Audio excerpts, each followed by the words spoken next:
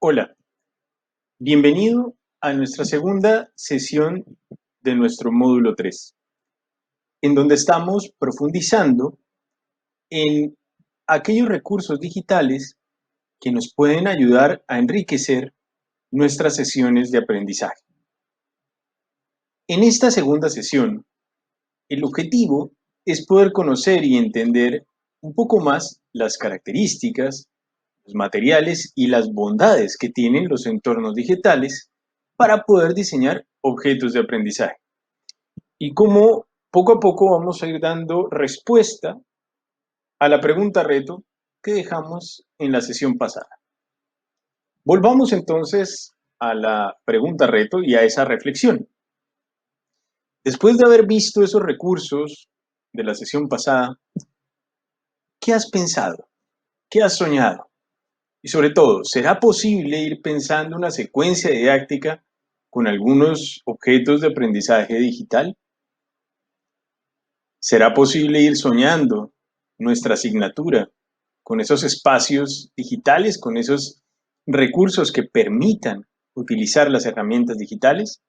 Vamos a ver qué nos dice la teoría. ¿Qué debo tener en cuenta para desarrollar estos objetos de aprendizaje y el material educativo digital? Para ello, te invito a que veas el siguiente video. Muy bien, hemos visto, y para la muestra un botón, un medio educativo digital que nos ha permitido exponer por medio del Doodle. Doodle son estos dibujos con manos, con imágenes que van saliendo, que nos permiten ver qué es aquello que yo debo tener en cuenta para diseñar un material educativo digital. Y sigamos con el ejemplo. Este video ustedes lo van a poder ver varias veces. No solamente mi explicación, sino este video en concreto. Y cuando ustedes entran al video, además, van a tener la posibilidad de ver otros videos que pueden ser interesantes. ¿Y por qué utilizo este video? Porque creía que era una buena introducción, porque creo que responde al público objetivo, que son mis alumnos. Entonces, miren cómo, cada vez que vamos a utilizar un medio digital, es importante pensar por qué y para quiénes, de qué manera va a ser utilizado, cuándo va a ser utilizado. Los medios digitales, en general, y recordemos que si son usados para un fin educativo, se convierten en medios educativos digitales, son eso, medios en sí mismos. No son buenos ni malos. Dependerán del uso que le demos en nuestras sesiones de clase. Dependerán qué tanto responden efectivamente a aquello que nosotros teníamos planificado y aquello que nosotros esperamos trabajar con nuestros alumnos. Entonces, acá les voy dando esta primera muestra. Pero sigamos profundizando en los medios digitales y cómo es que ellos nos ayudan. Algunos principios para el diseño del objeto de digital. A ver, el primero es pensar en los objetos y las secuencias. Cada sesión de aprendizaje puede tener varios objetos de aprendizaje organizados, puede ser de manera secuencial, pero también con acceso directo en cualquier momento y a cualquier parte de la secuencia. Es decir, se pueden tener distintos recursos para momentos distintos, pero también se debe poder mover libremente. Para el alumno, el objeto de aprendizaje debe proporcionar información y a la vez permitirle interactuar. La idea de utilizar recursos digitales, la idea de utilizar la multimedia, es que esa interacción sea mucho más activa. Recordemos que también se puede dejar un momento para ver un libro, pero imaginen también ese libro de manera digital o incluso ustedes pensando en contenidos digitales en forma de libro, en donde yo puedo ir de una página a otra, pero con la diferencia que puedo entrar e interactuar con cada una de las partes.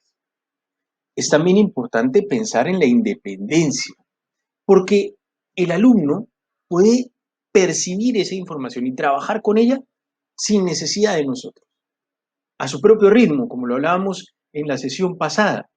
Cada alumno se va volviendo gestor de su propio ritmo de aprendizaje, autorregulador del ritmo que él va llevando. Entonces, El alumno debe poder incluso desde ese mismo recurso profundizar en la información. Volvamos al ejemplo del video que acabo de poner. Si yo lo pongo en una clase o si lo dejo abierto para que un alumno lo vea, él va a poder ver después otros videos sugeridos que el mismo canal le está proponiendo. Y por último, lo que nos permiten los objetos de aprendizaje digital es la variedad de actividades. Entonces es importante que al diseñar nuestra secuencia didáctica pensemos en distintas formas de interacción, de manera tal que el repertorio sea variado y que pueda tener elección simple, rellenar un vacío, asociar ítems, seleccionar de un lado para otro. Es decir, que podamos ser muy creativos. Para estos objetos de aprendizaje digital, basta soñar, basta preguntarse. Y al soñar y preguntarse, basta con buscar entre mis colegas, pero también en la red, si existen ya algunos recursos que pueden ayudarnos. Simplicidad. Qué importante la simplicidad. No hay que tener, la idea no es ser barrocos, la idea no es tener muchísima información que sea muy difícil de seguir. No, la idea es efectivamente poder mostrar de manera clara y simple. Menos es más, porque así es más complicado, perdón, reformulo, porque así es más fácil para el alumno, si se encuentra con algo simple, recorrer los espacios. Si por el contrario es muy barroco, tiene muchos elementos, es muy difícil seguirlo, se vuelve difícil de trabajar. Se complejiza la experiencia que nosotros queremos ofrecer. Y recordemos, como lo mencionamos en la sesión pasada, que un supuesto que podemos tener, que es que el alumno sea un ciudadano digital por naturaleza, no necesariamente es cierto. Y en la medida que seamos simples y que podamos llevar todo a un lenguaje muy simple, el alumno va a poder familiarizarse más rápidamente con la herramienta y hacer un mejor uso de ella. Poco a poco se puede ir complejizando, profundizando, pero no haciendo difícil su seguimiento. Asimismo, el objeto de aprendizaje debe llevar un esfuerzo cognitivo por parte del alumno. El alumno debe tener que poder pensar, debe tener que ejercitarse en el ejercicio del aprendizaje. Entonces, el alumno va a tener muchas oportunidades para entrar, para interactuar con el recurso. Y justamente a la hora de diseñar esos recursos y esos objetos de aprendizaje, yo debo velar porque el alumno realmente pueda gozarse esa experiencia de aprendizaje. El objeto de aprendizaje, además, puede pensarse para que dé un feedback inmediato. Recordemos que hay formas de configurar, y eso dependerá de cuál programa estamos utilizando o qué recurso queremos utilizar, para que se dé un feedback inmediato, para que se dé una retroalimentación al alumno efectiva, que le permita seguir avanzando, que pueda seguir profundizando o que se detenga para revisar lo anterior, que se detenga para ver si hace falta algo de manera previa. Y por último, el objeto de aprendizaje puede también incluir un contador de fallos y aciertos, de manera tal que el alumno pueda saber cómo va y hacia dónde ir, para que el alumno pueda ir nuevamente midiendo y autorregulando el ritmo de su aprendizaje. Incluso también pueden tener contadores de tiempo, de manera tal que el alumno sepa que en cierta página o en cierto recurso o con cierto objeto es fundamental que él se detenga un mayor tiempo, que profundice un poco más, que se pregunte un poco más. Todas estas son herramientas que dependerán del objeto de aprendizaje que quiero diseñar y sobre todo de la plataforma que estoy utilizando para poder hacerlo. ¿Qué más nos permite el objeto de aprendizaje? Un refuerzo significativo. Cuando se concluye con éxito el objeto de aprendizaje, el alumno podrá recibir un refuerzo positivo, ajustado a la dimensión del éxito. Es decir, en la medida que él va avanzando en ese objeto de aprendizaje, va a poder ir recibiendo reconocimientos, medallas, rankings, puestos que respondan, y esto es muy importante, que respondan y se ajusten a la dimensión del éxito. Asimismo, el objeto de aprendizaje debe poder permitir analizar las respuestas, ver variables que pueden darse, sinónimos, algunas veces también variedades ortográficas.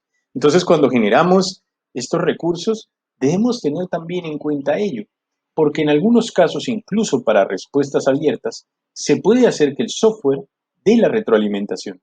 Sin embargo, debemos tener en cuenta que muchas veces se da por palabras claves que el alumno, al escribir, va a tener la respuesta correcta. Sin embargo, también se puede dar que utilice un sinónimo o que haya un error ortográfico. Eso podría dificultar un poco lo que nosotros estamos presentando como recurso del objeto de aprendizaje. ¿Por qué? Porque justamente no va a permitir que todos los alumnos tengan una retroalimentación efectiva sobre su respuesta. Entonces debemos estar muy atentos a ello. Lo siguiente, además, es permitir que del error se aprenda, que pueda tener un número establecido de retornos para aprender del error.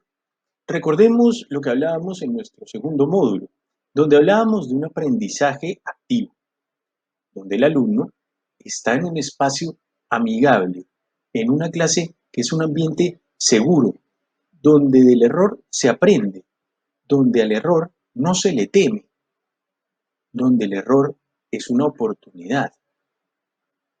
Entonces, en la medida que mi objeto de aprendizaje sea fruto de mi experiencia, sea fruto de mi aproximación pedagógica, ese objeto de aprendizaje también va a responder a los principios que yo tengo claros, como los hemos mencionado. Todo alumno puede y debe aprender y las altas expectativas que debemos tener en nuestros alumnos. Por último, debemos también tener en cuenta que, dependiendo del objeto que se vaya a usar, este puede ser de uso individual o colectivo.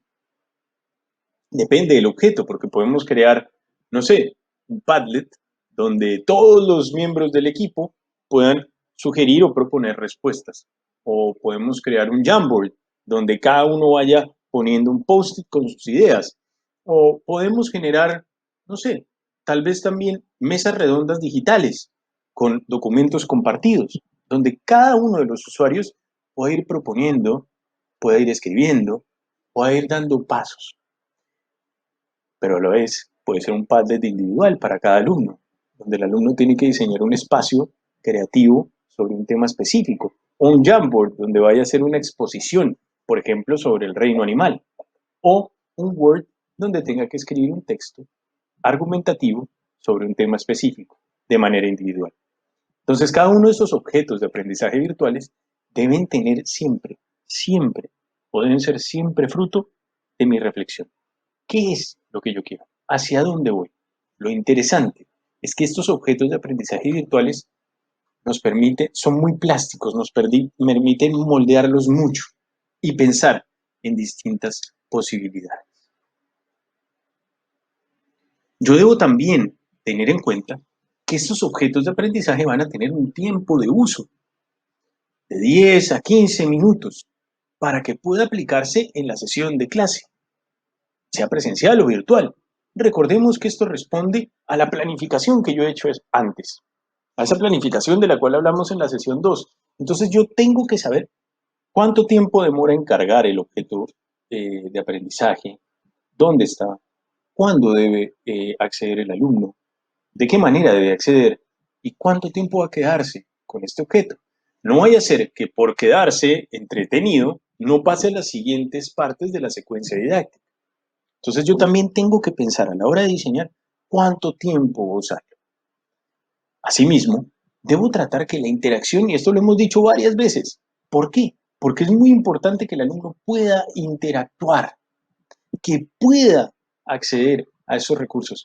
Y el uso de distintos medios de multimedia permite que esa interacción sea activa, que sea muy activa.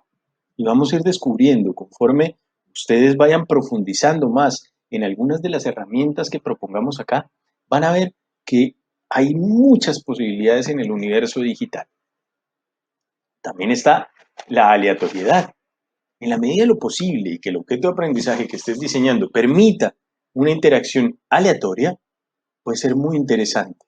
De cierta manera, los contenidos pueden ir mostrándose en órdenes distintos para que el alumno se sienta cautivado. ¿Qué puede venir? Con una estructura fija, con una estructura clara, pero que él pueda elegir, ir a un elemento distinto. Están todos ahí propuestos, pero puedo ir por acá y sobre ese profundizo y en el camino puedo regresar al otro elemento. Depende del objeto de aprendizaje, pero son variables y principios que debemos tener presentes. Y hacer también, por supuesto, propuestas complementarias. ¿Qué quiere decir eso? Tener otros recursos semejantes, gemelos que podrían ayudar. Esto además podría responder a las necesidades particulares de los alumnos. Para un alumno puede ser mejor solamente audio, para otro puede ser solo video, para otro imagen, para otro los tres. Para el kinestético puede ser ir pensando y moviéndose dentro del mismo mapa, digamos, que hayamos generado. Entonces, todas y cada una de estas características y principios del objeto de aprendizaje deben ir viéndose, pero también se convierten en un evaluador. Cuando yo tengo ya mi objeto de aprendizaje, sea diseñado por mí o por otro, yo tengo que darme cuenta, ok, qué tanta interacción permite, qué tan por módulos es, qué tan móvil es, qué tan amigable tecnológicamente es, cuánto tiempo se va a utilizar, etcétera.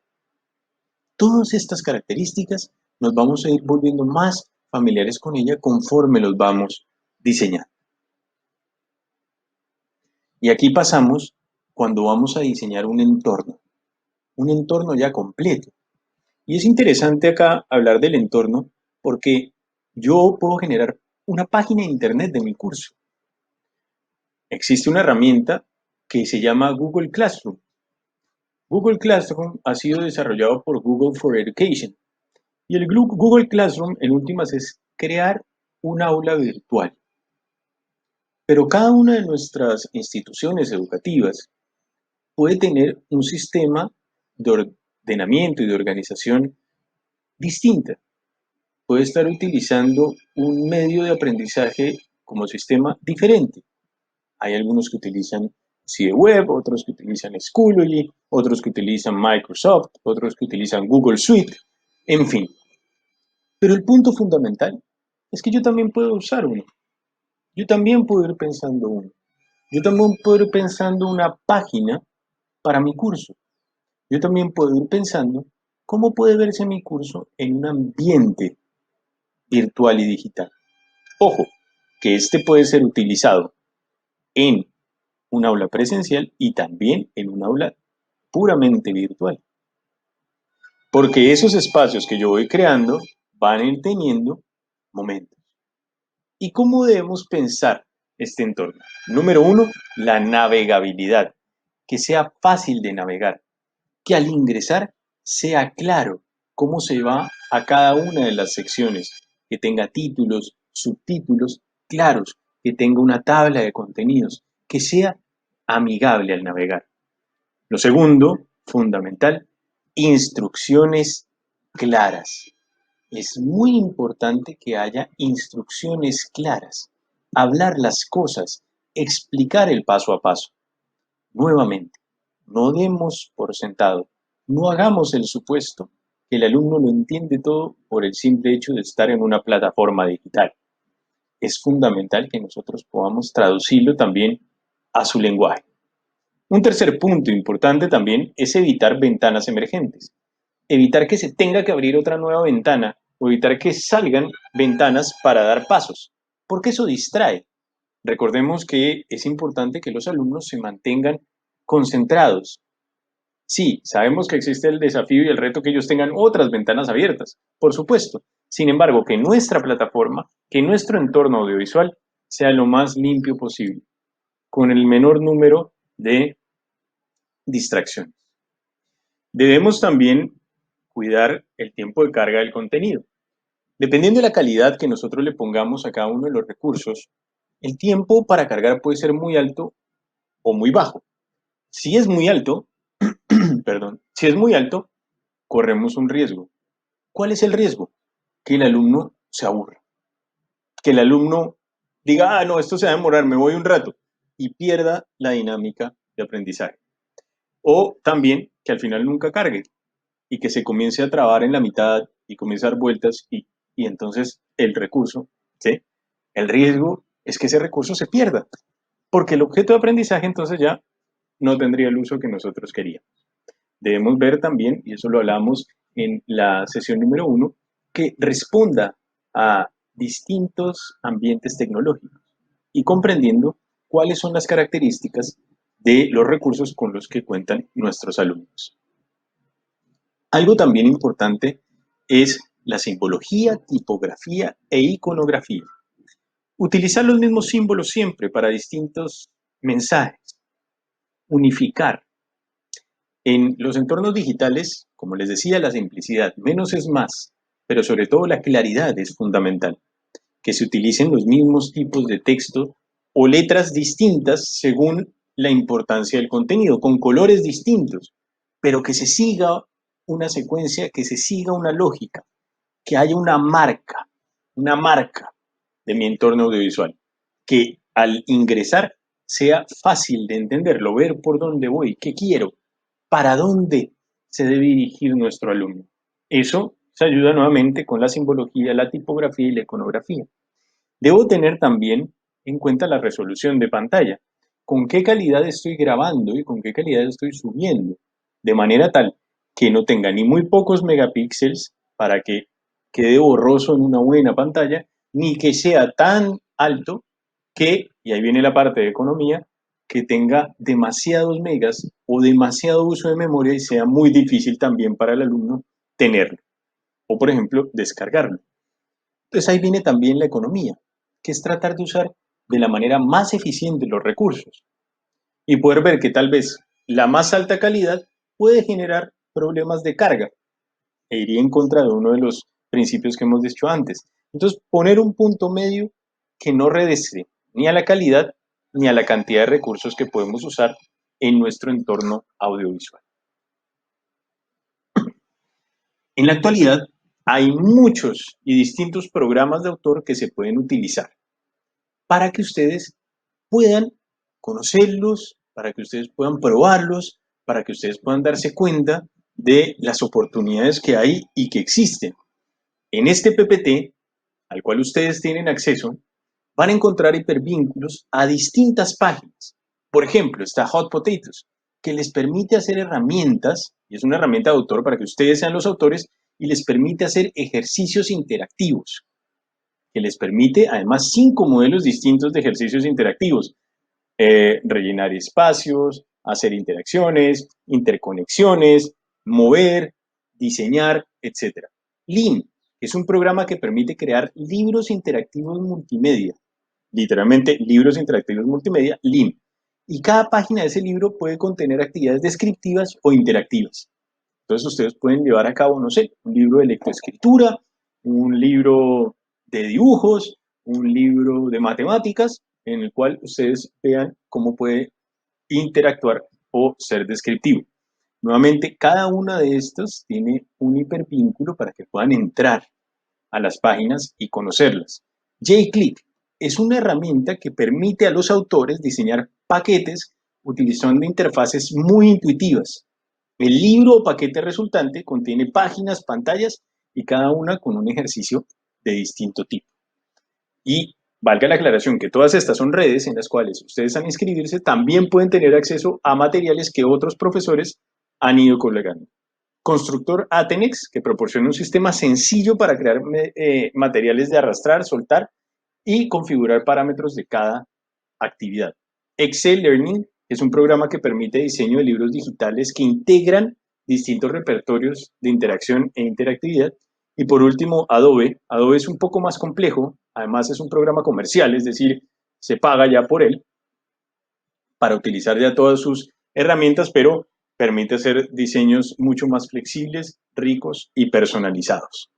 Entonces, estas son algunas de las herramientas, algunas, porque hay muchas más, pero estas son 6 herramientas que yo les propongo para que ustedes puedan entrar en ellas, conocerlas, ver lo que otros han hecho, conocer los productos que otros hacen, para que ustedes también puedan ir pensando, ¿cómo podría verse esto en mi asignatura? ¿Cómo podría yo sacarle provecho a uno de estos libros? Y nuevamente, muy importante, también los invito a que ustedes piensen si quieren llevar y dar ese paso de crear sus propios contenidos, dar ese paso de crear sus propios objetos de aprendizaje. Recordemos que al estar en la red hay mucho que yo puedo recibir de otros, pero también es muy bueno lo que yo puedo dar y ofrecer desde mi propia experiencia. Para poder, y ya cuando pasemos, digamos, a hacer nuestros propios objetos de aprendizaje, es fundamental hacer un guión multimedia. Entonces, cuando yo ya tengo concretos los elementos curriculares que voy a trabajar y se han definido los principales criterios del diseño, ya tengo la herramienta de edición, entonces ahora pasamos a hacer el guión multimedia del recurso. Nosotros tenemos que pensar el recurso con su propia ficha técnica, porque no es cuestión de hacer el recurso de manera arbitraria o aleatoria, a ver qué sale, no. Me familiarizo, veo lo que otros han hecho, ya he hecho mi programación curricular, ya he hecho mi programación de unidad, ya tengo claras cómo van a ser mis sesiones de clase y ahora ya conozco alguna herramienta que me ha gustado. Entonces ahora sí comienzo a hacer el guión multimedia, donde voy a tener el título para cada escena, cada subtítulo, con un número, con una explicación que voy a hacer ahí. La descripción breve de lo que voy a hacer con mi objeto de aprendizaje. Este es un libro para poder practicar la ortografía. Bases didácticas, cuáles son los objetivos, contenidos, competencias y criterios de evaluación. Recordemos, y esto lo mencionamos en la primera sesión, en la medida que yo tenga esta ficha técnica, yo voy a poder reutilizarlo. Otros también. Pero sobre todo yo voy a tener muy claro y voy a tener guardada y ordenada en mi biblioteca cómo es cada uno de mis objetos de aprendizaje digitales. Debo poner el tipo de actividad. Va a ser un paso, un cuestionario, rellenar huecos, emparejar. ¿Cómo es este objeto que estoy utilizando? Parámetros. ¿Cuáles son los parámetros que se van a seguir? ¿Cómo se van a configurar los textos? ¿Va a tener preguntas abiertas? ¿Va a tener las respuestas cerradas o abiertas? ¿Va a dar o no retroalimentación inmediata? ¿Cómo se va a dar? Y por último, ¿qué tiene? ¿Qué activos tiene? Imágenes, audio, video, animaciones. ¿Qué es aquello que integra? Con este guión, que tenga un título, descripción, las bases didácticas, tipo de actividad, los parámetros y los activos, yo voy a ir pudiendo hacer mi biblioteca digital para tener guardados todos esos objetos de aprendizaje, para poder ir organizándolos y, por qué no, utilizarlos en distintas sesiones de clase y también compartirlos. Antes de publicar, los últimos pasos, antes de ya subirlo a la red, porque recordemos que todo esto está trabajándose, digamos, en casa, viendo cómo vamos haciendo. Número 1, creación y recopilación de todos los activos. Tenerlo todo listo. Edición y montaje del recurso. Asegurarme que cuando lo monte esté bien editado, que tenga todo como yo esperaba. Elaboración de la guía didáctica y material complementario. Entonces, dependiendo de cómo voy a usar este objeto, de aprendizaje, ¿cómo lo hago llegar al usuario? ¿Cómo le explico al usuario para que lo utilice? Puede ser nuevamente también con un documento virtual que le dé una guía de cómo ir haciendo uso del objeto de aprendizaje. ¿Cómo es que tú vas a usar ese recurso? ¿Cómo es que yo quiero que tú te familiarices con ese recurso, con esa plataforma, con ese entorno virtual? Hacer un pilotaje de la versión beta también es importante. ¿Qué quiere decir eso en últimas? Pedirle a un par de personas que lo vean, que lo prueben, que se den cuenta si existe algún tipo de error, algo por mejorar, si hay algo que no queda del todo claro, si hay algo que tengo que seguir trabajando o mejorando. Y por último, publicar la versión definitiva. Ese ya es el último paso. Pero antes, nuevamente, crear y recopilar los activos. Tener todo listo, todo lo que va a tener ese entorno virtual, todo lo que he ido generando y desarrollando. Edición y montaje del recurso, que quede óptimo, en óptimas condiciones para subirlo. Elaboración de la guía didáctica y material complementario, todo aquello que va a estar junto a la plataforma, junto al objeto que va a ir con las sesiones, pilotar la sesión beta, sea yo mismo o pidiéndole a otros que lo revisen para que revisen cuáles son aquellas cosas que pueden faltar, que se pueden mejorar y por último ya publicar. Esos son los pasos ya antes del final. Entonces, cuando nosotros abordamos el diseño de materiales digitales y plataformas digitales, se hace necesario y muy importante reflexionar sobre una serie de factores que condicionan el éxito del resultado final. Nosotros tenemos que pensar, reflexionar antes de qué puede condicionar ese resultado final. La idea de toda esta sesión es que ustedes hayan podido ir plasmando, viendo cómo podría darse esos objetos de aprendizaje y esos medios de interacción. ¿Cómo podrían darse las plataformas virtuales que creemos para nuestras clases? Entonces la idea, nuevamente, de esta sesión era plasmar esas ideas que pueden servirles a ustedes de fundamentos para los futuros proyectos y diseños que ustedes quieran desarrollar para sus asignaturas. Lo interesante es que van a poder volver y espero que sea información suficiente, pero sobre todo información que los motive y los invite a dar esos pasos hacia el desarrollo de sus entornos digitales, de esos objetos de aprendizaje virtual. Y los dejo con una pregunta reto. Después de haber visto y profundizado en los recursos digitales y su diseño, de haber conocido estas plataformas y cómo podemos entrar en ellas, ¿podríamos comenzar a diseñar algunos de estos recursos para cada asignatura? ¿Qué otros contenidos podrían enriquecer el diseño de mi curso? Los dejo con estas preguntas y nos vemos en la próxima sesión. Chao.